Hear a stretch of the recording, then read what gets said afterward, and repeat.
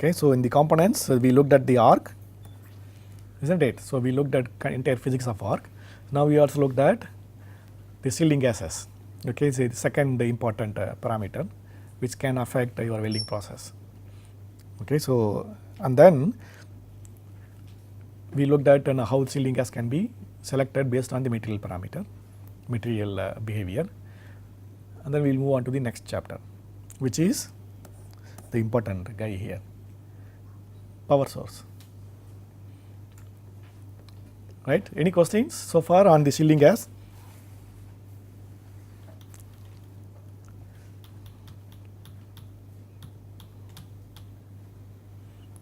Yes. So why do you need a power source?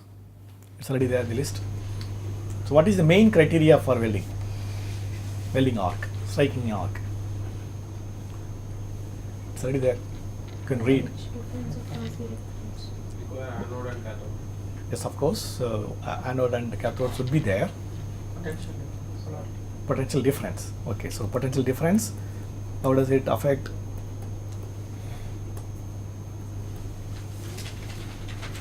So we have a problem, isn't it? So if you look at conventional, all the wiring is in and around us. Okay, so it's all very high voltage, isn't it?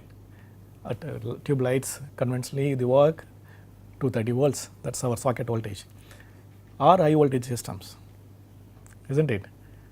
And low current, 4 amps, 2 amps, 5 amps, 15 amps. That's the maximum. Maximum we can say 50 amps in industrial circuit.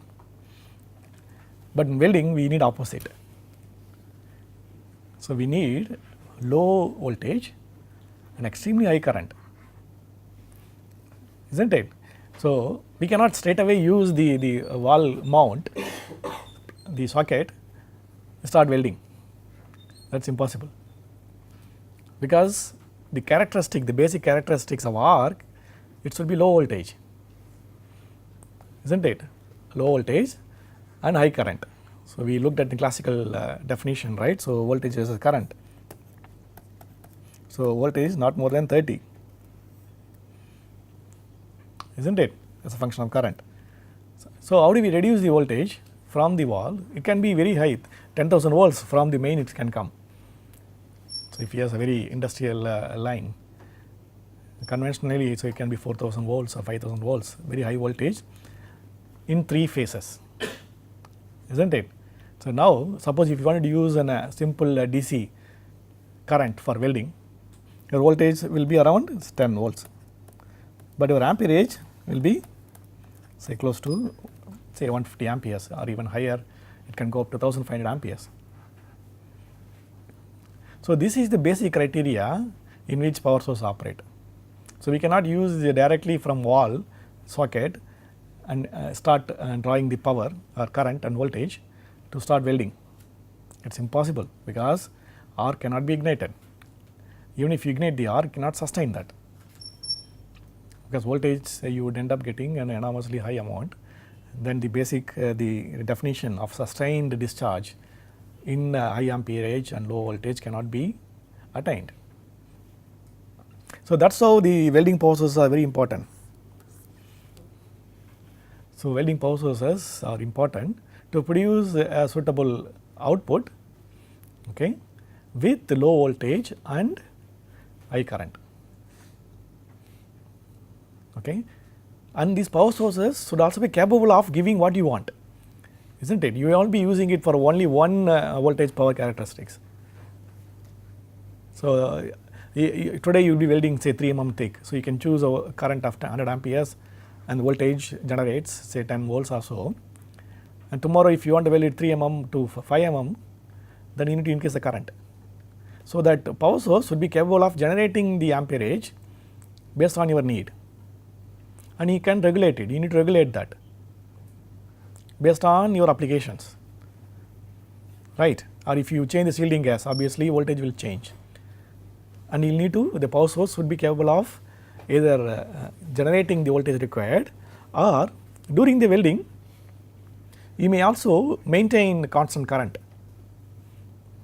So even if you change the voltages, by the shielding gas, the currents would be maintained, for example, or in constant current, in other words. Or even if you change the arc length, your voltage should be constant. Okay? So if you change the constant, if you want to change the arc length, okay, so if you want to maintain the voltage, obviously you need to have the power source adapted to your need. So these are all the requirements of the welding power source, right. So the first basic requirement is to generate low voltage arc. So that is the first requirement of the power source, and with the low voltage arc, we will have to get required amperage to generate heat in the arc. Okay. And during this process, we should also be able to adjust the current based on our need. Okay. So output amperage can be adjusted, right, it's clear. And then we can also make it adaptive. So even if process dynamics change, even if your distance between the cathode anode change, you can still maintain, if you want, a constant current. Okay? Or if you want to maintain a constant voltage, the power source would also be self-adjusting such a way that the arc length can be adjusted. So these are all the characteristics we like in the power source. So there are various ways in which this can be achieved, the power sources. So how many of you seen the power source, welding power source? No? Have seen any red boxes, blue boxes lying around the lab? What is inside? Have you ever wondered? Huh? Stabilizer. So what is stabilizer? To regulate the currents. So the so the one of the basic requirement in old days, nowadays transformer must be there. Okay, so definitely the main component of conventional power source is transformer. Okay, the current has to be increased, isn't it? But apart from transformer, suppose if you want to have a direct current generator, okay, so what else do you need to have? Rectifier, exactly.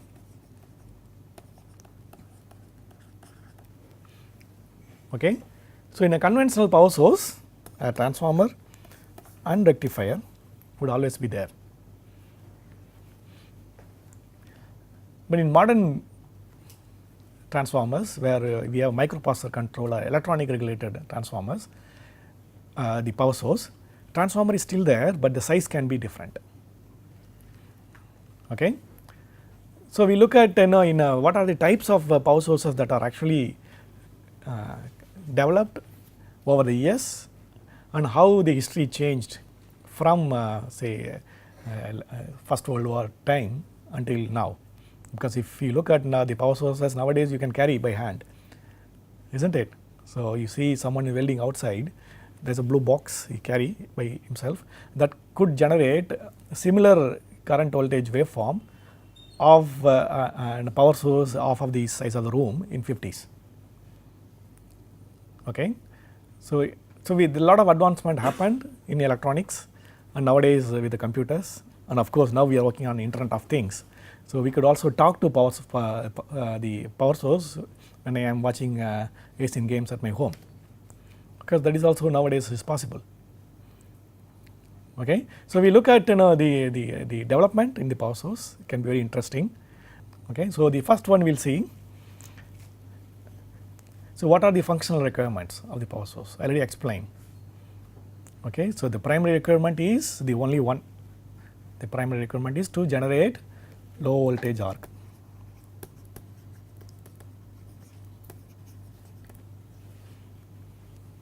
Right, so that's the primary requirement. So what are the other functional requirements? To, for example, I want to keep the heat input arc energy constant during my welding. Suppose if you are welding in a complex geometry, something like this. Okay, you are depositing something, and you can't maintain a constant arc. Suppose if your the electrode is fixed in height. Suppose if you are moving along this direction, so obviously compared to here, and if electrode comes here, the arc length will be different. So obviously if arc length is different, your voltage will also be different. But nowadays we can make it adaptive. So based on the feedback, so we can also measure the voltage instantaneously. So either power source can reduce the voltage by the microprocessor controlled mechanisms, which I will explain in the next slides, or if a power source is also controlled or lined with a robot, which is actually welding, and robot can also move the electrode accordingly moment it recognizes high voltage. Okay, so these are all the functional requirements of the power source. Okay, similarly you want a pulsed DC. Okay, so suppose this is your current and time. So generally I don't want like this. There are various reasons why we don't need a constant current.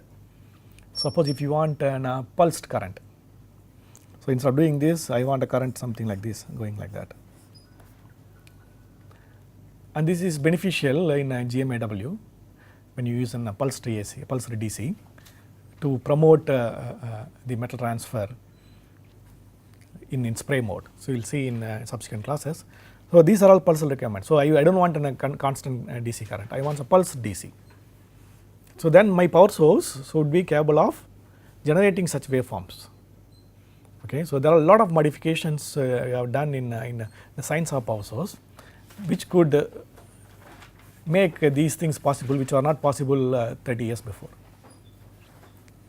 Right? So these functional requirements can vary in various ways. Suppose if you want to control the wire melting rate, for example, then you need to play around with the wire feed rate, an instantaneous measurement of the arc length or voltage, and then the microprocessor or computer inside the power source immediately calculate the rate of the wire melting.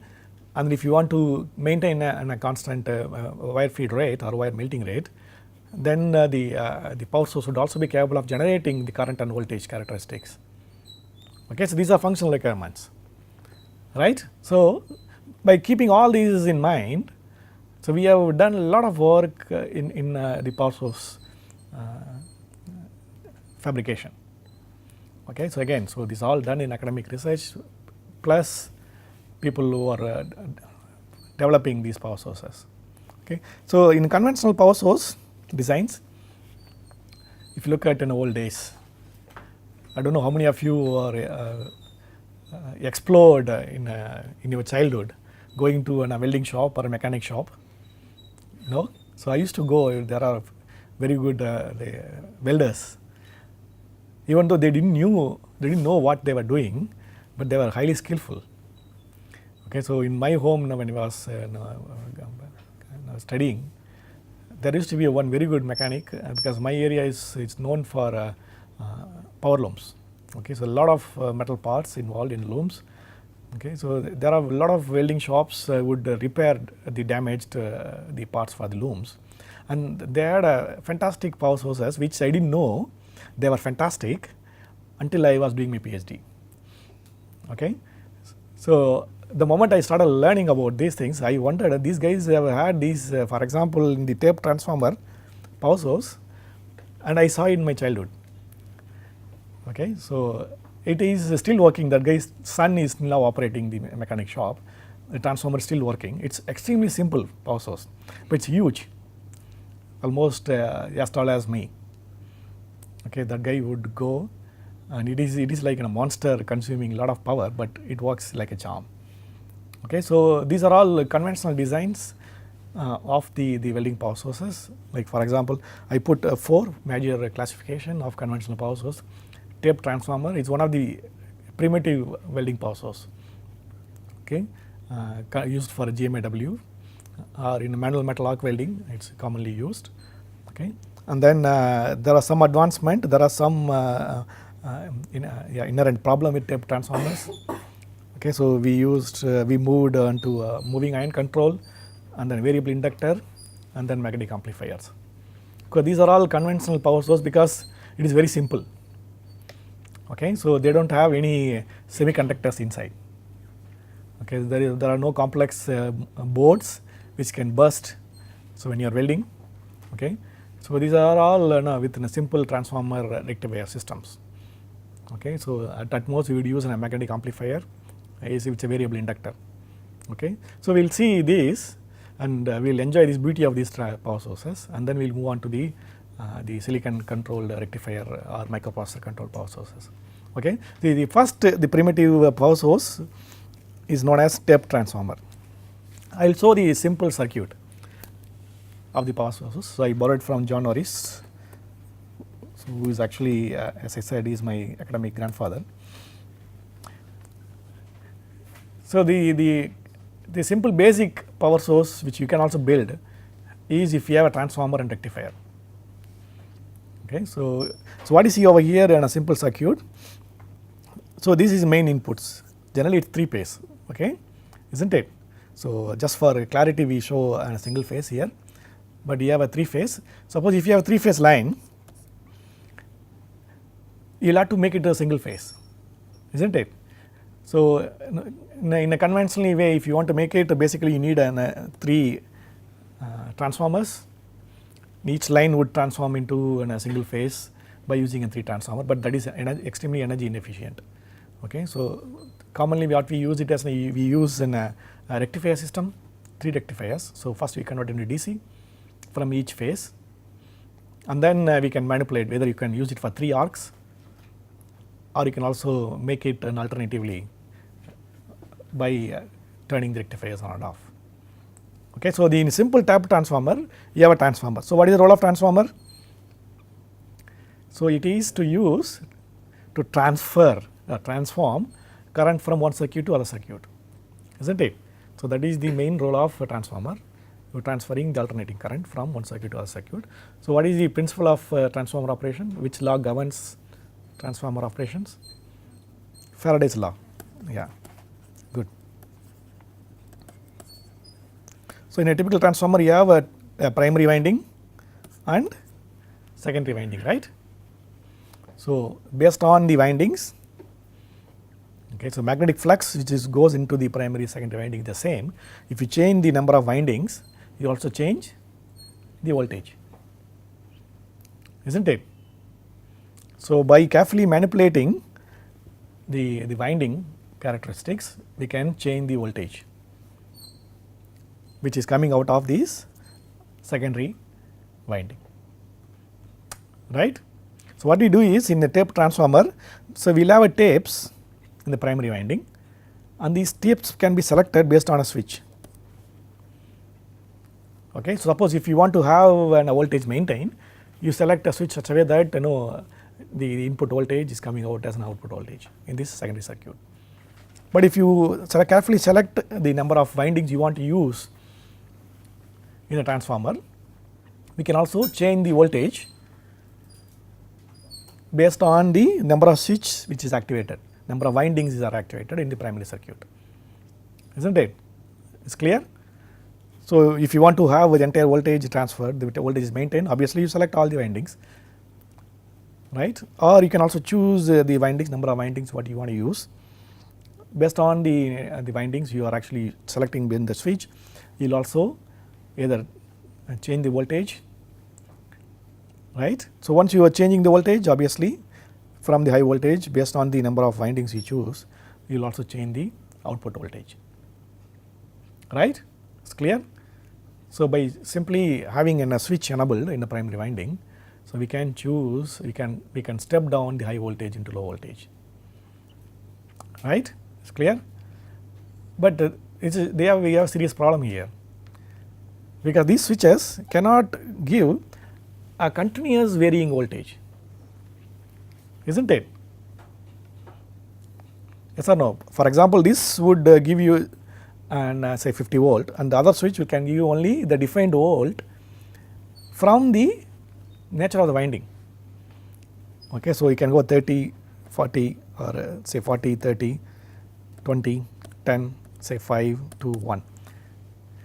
So voltage can be only selected. So if you want to change the continuous variation, the voltage has to be varied continuously. It's not possible in this process, isn't it? Right. So that is disadvantage. But these kind of transformers are widely used in conventional way, because it's very simple. You need a transformer, that's it, and then based on the number of windings you select from a switch. Okay. So you must have seen the old transformers. I will show you the picture of these, and you can just activate the switches in the windings, and you can choose the voltage accordingly, and then current characteristics can be changed. Okay. And then obviously if you want to convert AC into DC, you need to have rectifiers. Okay. So generally you have rectifiers in this the output system, so that the entire alternating current waves can be transferred into full wave DC, so that you don't waste anything. Okay. Similarly, we also have 3-phase converted into single phase by having a 3 series rectifier systems, so that the all 3 can be operated, so that these 3-phase AC can be transformed into 3 DC lines. Yes, it's clear. So we can have an output inductor. So what is inductor? To regulate the current which is flowing out. Do you have inductor in your home? What? Why do you use inductor?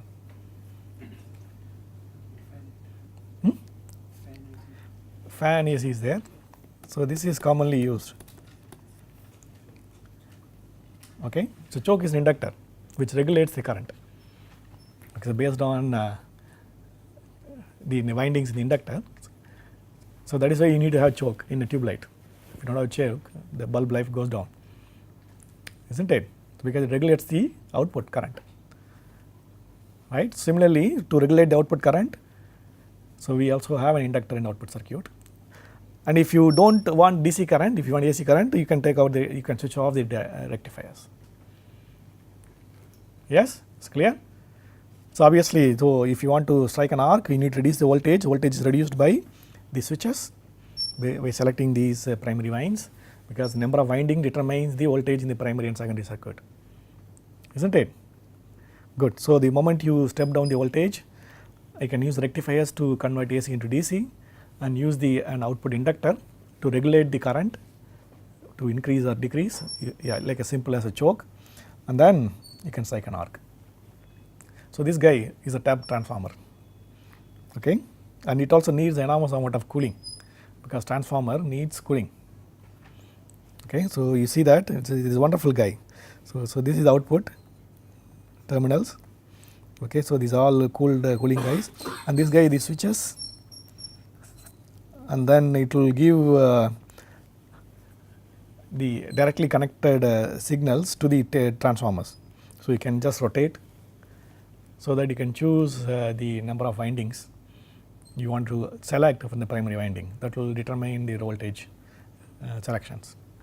And then the control inductor in the output circuit would control the amount of current which is going to the arc. Okay. So this is still operational. So I took this picture again from John Norrish. Okay. Good. And you must have seen, I am not sure, how many of you have seen, but I have seen such a system. As I said, it's still operational. It's extremely robust, rugged, because it doesn't have any motherboard or board which could burst over time. A simple transformer and a winding, and winding can be chosen based on the switch and the rectifier. You can use it to generate DC output, and a choke to vary the output current. That's what you need, and a water cooling for transformer. And 3-phase main, you can plug it in and you get a single phase DC or AC current, right. So the main disadvantage I told you already is we can't vary the voltage continuously, isn't it, because switch determines the voltage in the primary winding. So people thought about it, and then they developed another version of this to have a shunt which can change the magnetic flux which is actually induced from primary to secondary winding. So advantage over here is, so you can gradually move this iron core, isn't it? So, based on the position of these moving core, we can now control gradually, because in switch it is defined, one switch to another switch the voltage will be changed by the defined distance of the windings. Whereas in this case, if you have moving iron core, we can gradually change, not descriptive values of voltages. Here you can change gradually, because you can basically you will have a rotating pulley. So, you can just slowly move. So, the iron core goes inside the primary and between the primary and secondary winding, and based on the position of these primary the moving iron core, the voltage can also be changed in the transformer. Okay, so, it is the same as the previous step transformer.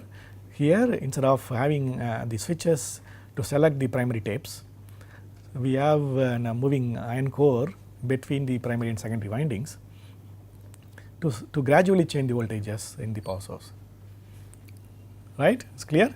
So, other things are the same. So, you will have rectifier and the inductor to convert the alternating current to direct current and full wave direct current, and the inductor to choose or to regulate the output current. Right. So, again this is also it was also commonly used. In this the power source, the important negative point is cooling, because the iron core has to be cooled sufficiently, otherwise. So, even if you use a very soft iron magnets or a soft iron core, it is heated up significantly. So, the cooling requirement is enormous when you use a moving iron core the power source. So, you will have to continuously cool the transformer core to keep it in operation. Otherwise, if a temperature increases, obviously you will have sagging or even melting of the core, soft iron core. Yes, it is clear. And this is commonly used even for even now. Some of the power sources, some people may use it for GMAW or MMAW or SMAW. Yes, civil metal arc welding. Good. So, the people thought about this the disadvantage of tape transformer and moving iron control. So, they developed an alternative for these systems. So, the third alternative is a variable inductor. Okay. So, basically the variable inductor, how it actually works is you need to have an additional control inductor in the output circuit. Okay. And this guy takes care of the output voltage and current, right. So, you can control the output current and voltage is actually going out in the output circuit, because the transformer takes care, it actually transfers, but you can have a number of inductors, control inductors, to step up the current and then reduce the voltage. Okay. So, control inductor, the job is efficient, because you do not have switch transformers or the moving iron core.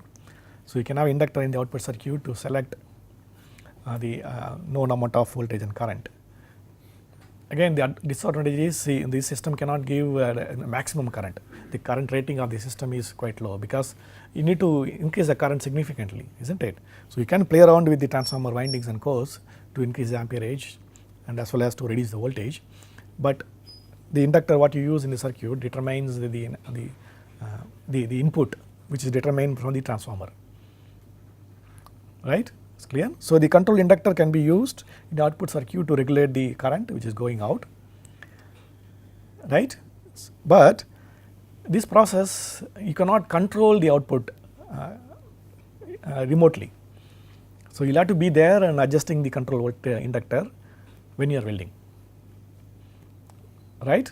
So, you need to manually do it every time and then try to control it. So, remote operation is not really possible using this process, you see, because we need to adjust the control inductor all the time when you are welding. Okay. So, and in order to overcome this advantage, so again people thought this is a very efficient process because you don't have the heat loss or heat generation in a transformer. So you can use a simple inductor. Now we can control the regulate the output, but we cannot really select the output from a remote place, or we cannot regulate it by some means. So what they have done it, they added one simple thing which with a magnetic amplifier. Okay.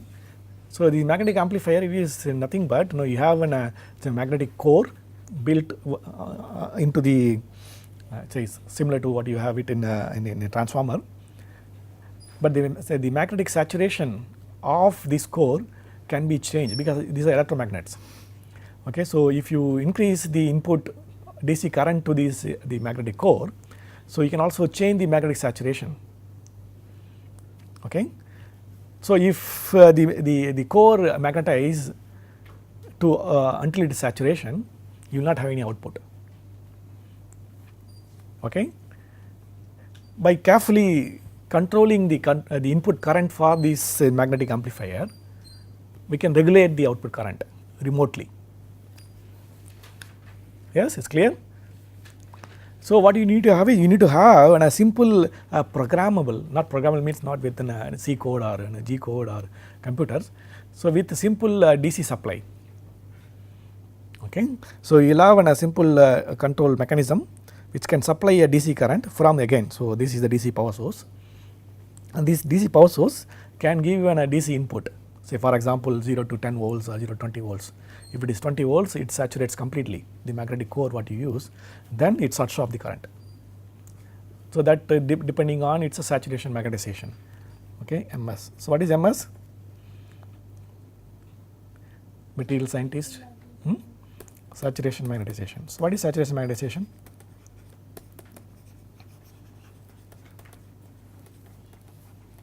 What is it? Magnetic hysteresis, isn't it? What is the axis generally we plot when you want to describe the magnetic hysteresis? BH. Where is B? X-axis. What is x-axis? Horizontal axis. Yeah, of course. X-axis is horizontal axis. What goes in the x-axis? What is H? Magnetization of the field strength. Inductance. Field strength. Yeah, it's magnetic field density.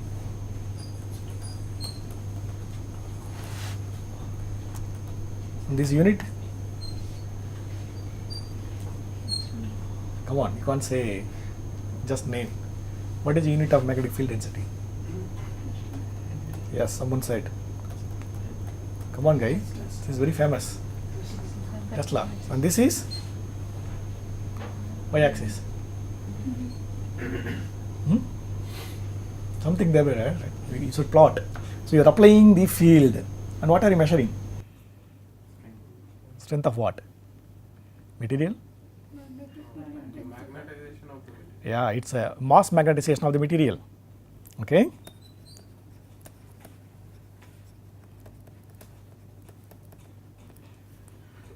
Okay, so it's a function of the weight, the mass.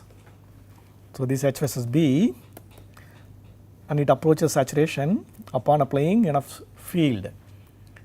Okay, so this magnetic saturation MS can be changed, or the mass magnetization can be changed in a thermomagnetic material. Yeah, Sievert's law. Okay, so that's how. So we need to control the input DC in such a way that we can change the saturation mass magnetization of the circuit, and that will determine the output. Okay. So in this case we can now regulate the output current remotely. Okay, so I can select the DC current to this reactor, the saturable reactor magnetic amplifier, and in the previous case we don't have this option. So we will have a defined the inductor, and which will give you one output current or output voltage, whatever. So if you want to have a variable current and voltage output, you need to have a lot of inductors in the circuit. So you can choose the one inductor for your given voltage and current. isn't it? So suppose if you are welding in one constant material for edges, so in this case you can choose one control inductor. So that will give you defined current and voltage. Okay, or you can have a series of circuits from the transformer connected, and you can choose the current and voltage what you want. Whereas in this case we change that by introducing a magnetic amplifier, isn't it? So this amplifier will take care of the variable functions.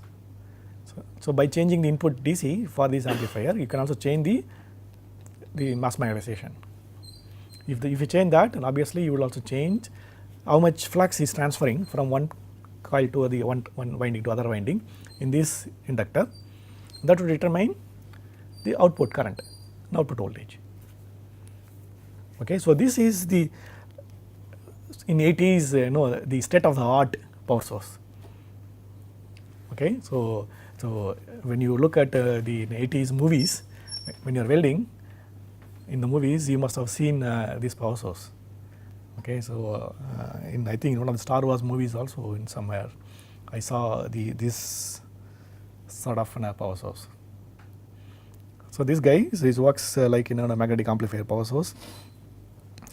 So it's a brand name, Transtig AC/DC. So the AC/DC, that means that it can give both AC and DC.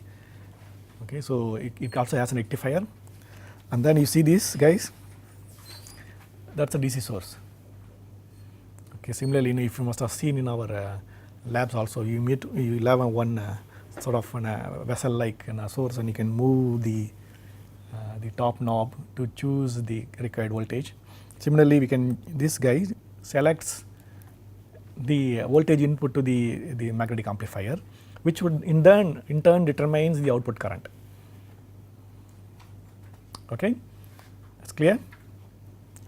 So based on that, you would choose the voltage and current and output circuit. And yeah, so all these the power sources, again you need to have a transformer, and these are very simple systems. Okay, so you will have a transformer, rectifier, at max an inductor.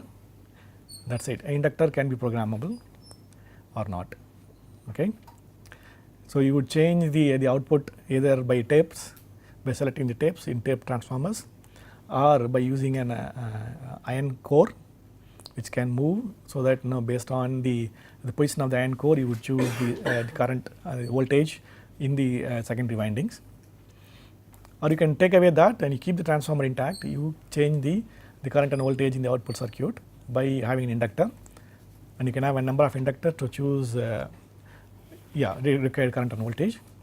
Or you can also have a programmable inductor using a magnetic amplifier, and that magnetic amplifier can give the current and voltage outputs based on the input which is actually given to the amplifier itself.